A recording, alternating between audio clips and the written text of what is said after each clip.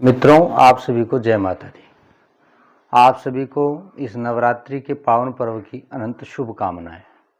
माँ भगवती आपके गृहों में सुख, शांति, समृद्धि और ऐश्वर्य को लेकर आए, ऐसी भगवती से प्रार्थना है।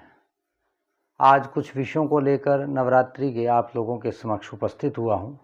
सबसे पहला विषय हमारा क्या है कि नवरात्र है क्या। देखिए, नवरात्र या नवरात्रि शब्द ये संस्कृत भाषा का शब्द है। नव शब्द जो है 9 संख्या का वाचक है और रात्रि माने मध्याह्न या संध्याकालीन के बाद का जो समय होता है उसे रात्रि कहा जाता है। ये जो 9 रात्रियां होती है, इनमें परम्बा जगदम्बा भगवती के 9 रूपों का पूजन होता है।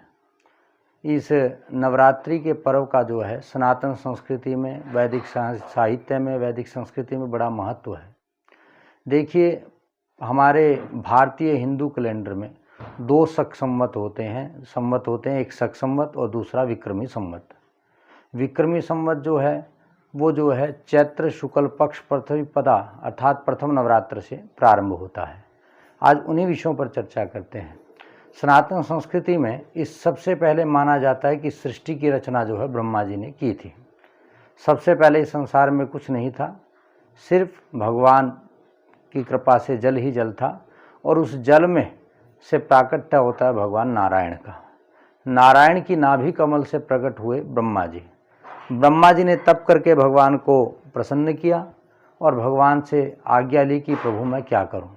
तब उन्हीं भगवान की कृपा से ब्रह्मा जी ने सबसे पहले इस सृष्टि का प्रारंभ किया था। जब इस सृष्टि का प्रारंभ किया गया वह तिथि थी चैत्र शुक्ल पक्ष प्रतिपदा अर्थात प्रथम नवरात्रि। तो ये महत्व है। संपूर्ण सृष्टि की रचना जो है वो हमारे इसी नवरात्र चैत्र शुक्ल पक्ष प्रतिपदा से होती है। भारतीय संस्कृति में 4 नवरात्रि के पर्व आते हैं। 2 जो होते हैं वो प्रकट होते हैं और 2 गुप्त होते हैं। जो प्रकट होते हैं वो चैत्र पक्ष में शुक्ल पक्ष के नवरात्र 9 दिन के, और दूसरे होते हैं आश्विन शुक्ल पक्ष की प्रतिपदा से नवरात्रि तक। और इसी नवरात्रि में जो है भगवती के विभिन्न रूपों का पूजन किया जाता है। देखिए, भगवान ही अपनी कृपा से कहते हैं कि एक से अनेक हो जाते हैं। श्रीमद् भागवत महापुराण, देवी भागवत पुराण में उल्लेख होता है कि एको हम बहुश्याम है। भगवान ही प्रारंभ में एक से अनेक रूपों में प्रकट होते हैं। तो उन्हीं में से जो भगवती आदिशक्ति महामाया हैं, जिन्हें जो है कहीं दुर्गा, कहीं जगदम्बा, कहीं वैष्णो, कहीं जो है मनसा देवी, अनेक रूपों में पूजा जाता है। उन्हीं में से भगवती के 9 रूप जो है वो प्रकट हैं, जो इन नवरात्र में जिनका पूजन किया जाता है। आप सबको पता है कि मार्कंडेय पुराण जो है उसमें जो है दुर्गा सप्तशती के जो है कुछ श्लोक हैं जिनमें भगवती के स्वरूप और उनके महात्म्य का वर्णन किया गया है। उन्हीं में बताया गया है कि जब नवरात्र होते हैं तो भगवती के 9 रूपों में किन किन रूपों का पूजन 9 दिवस तक होता है। मार्कंडेय पुराण में ऋषि कहते हैं कि प्रथमं शैलपुत्रीं च द्वितीयं ब्रह्मचारिणी तृतीयं चंद्रघंटेति कुष्मांडेति चतुर्थकं पंचमं स्कंदमातेति षष्ठं कात्यायनीति च सप्तमं कालरात्रीति महागौरीति चाष्टमं नवमं सिद्धिदात्री च नवदुर्गा च प्रकीर्तिता। ये 9 रूप हैं। पहले दिन जो है भगवती के शैलपुत्री के रूप में पूजन किया जाता है। शैलपुत्री माने पर्वतराज की पुत्री के रूप में उनका पूजन होता है। और जो व्यक्ति इस दिवस प्रथमम शैलपुत्री के रूप में भगवती का पूजन करता है वह सब दुखों से मुक्त होकर के संसार के सुखों को भोगता है। दूसरे दिन कहते हैं द्वितीयम ब्रह्मचारिणी। दूसरे दिन जो है भगवती के ब्रह्मचारिणी स्वरूप का जो है पूजन किया जाता है। जो लोग भगवती की कृपा चाहते हैं उनको द्वितीय नवरात्र में कुंवारी कन्याओं का पूजन करना चाहिए। वही ब्रह्मचारिणी का रूप होता है और भगवती को प्रसन्न करना चाहिए। तृतीयम चंद्रघंटेति। तीसरे दिन जो है भगवती चंद्रघंटा का जो स्वरूप होता है उसका चित्र लगा करके पूजन करना चाहिए। चतुर्थम स्कंदमातेति। फिर उसके बाद जो है कुष्मांडेति, भगवती कुष्मांडा देवी का पूजन किया जाता है। और पंचमम स्कंदमातेति, 5वें दिन स्कंद माता। स्कंद किन का नाम है? ये नाम है भगवान कार्तिकेय का। उनकी जो माता है, जो उनका रूप है वो स्कंद माता यानी भगवती गौरी का पूजन होता है। स्कंद माता उनका एक स्वरूप है।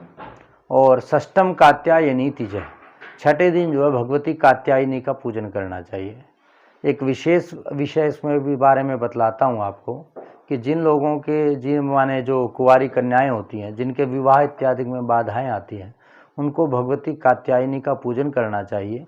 गंध, अक्षत, पुष्प, धूप, दीप, नैवेद्य इत्यादि से जैसी सामर्थ्य हो भगवती का पूजन करें और फिर माँ भगवती से पुष्प लेकर प्रार्थना करनी चाहिए कि कात्यायनी महामाये महायोगिन्नधीश्वरी नंद गोप सुतम देही पतिम में कुरुते नमः, कि हे भगवती आप महामाया हैं, महायोगिन्नधीश्वरी, बड़े बड़े योग की जो है अधिष्ठात्री हैं। हे भगवती आप जो है नंद गोप सुत की तरह भगवान कृष्ण जैसा वर हमें प्राप्त कराएं, क्योंकि इसी श्लोक के द्वारा जो है गोपांगनाओं ने जो है भगवती कात्यायनी का पूजन किया था। फिर उसके बाद आती है सप्तमम कालरात्रि थी। 7वें दिन जो है भगवती कालरात्रि का पूजन करना चाहिए, जो संहार की देवी है। और महागौरी थी चाष्टतम। 8वें दिन भगवती महागौरी का पूजन करना चाहिए और प्रार्थना करनी चाहिए कि हेमाद्री तनयाम देवीं वरदाम शंकर प्रियाम लंबोदरस्य जननीं गौरीं प्रणमाम्यहम्, कि हे भगवती आप हेमाद्री तनयाम, भगवती पर्वतराज की जो है आप पुत्री हैं। हेमाद्री तनयाम देवीं वरदाम शंकर प्रियाम, भगवती शंकर की प्रिया है। लंबोदरस्य जननीं, लंबोदर माने भगवान गजानन को, गणेश जी जिनका लंबा उदर है उनको प्रकट करने वाली है। ऐसी भगवती गौरी को मैं प्रणाम करता हूँ। और नवमम सिद्धिदात्री च नवदुर्गा प्रकीर्तिता, 9वें दिन भगवती सिद्धिदात्री। सिद्धिदात्री क्या होती है? सिद्धिदात्री होती है सब सिद्धियों को देने वाली। सिद्धियों माने संसार के जितने भी भौतिक सुख हैं, धर्म, अर्थ, काम, मोक्ष, चारों जो पुरुषार्थ हैं उनको देने वाली भगवती जो है सिद्धिदात्री है। इन 9 की 9 देवियों का पूजन आपको करना चाहिए। अब आपके मन में प्रश्न होगा कि भगवती के 9 के 9 विग्रह तो जो है सामान्य शहरों में या ग्रामीण क्षेत्र में नहीं मिलते, तो ऐसी परिस्थिति में आप अष्टभुजा दुर्गा के रूप में ही प्रतिदिन इन देवियों के नाम का स्मरण मात्र करके इनका पूजन कर सकते हैं। तो ये 9 देवियां जो होती हैं वो गृह में सुख शांति देने वाली होती हैं। सनातन संस्कृति में नवरात्र का अपना ही एक विशेष महत्व है। सात्विकता गृह में रहती है। इन दिनों में घर में जो है तामसी पदार्थों का प्रयोग बंद कर देना चाहिए, कभी भी इनका प्रयोग ना करें।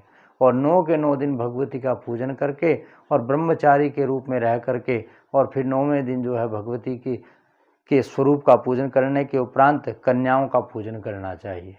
कन्याओं का पूजन करने के उपरांत उन्हें भगवती का स्वरूप मानकर ही वस्त्र, अलंकरण, श्रृंगार वस्तुजन्य, श्रृंगारजन्य वस्तुएं और भी जो सामाजिक जो दक्षिणा इत्यादि गिरा करके उनका सम्मान करना चाहिए। तो मित्रों, ये नवदुर्गा का स्वरूप और उसके विषय में आपको बतलाया। आशा है कि आपको विषय अच्छा लगा होगा। आप लोगों से एक अनुरोध है कि आप इसे जो है लाइक करें और आगे शेयर करें, ताकि और लोगों तक जो है ये जानकारी पहुंच सके। आपके सामने पुनः कुछ नए विषय को लेकर उपस्थित होऊंगा। तब तक आप सबको जय माता दी।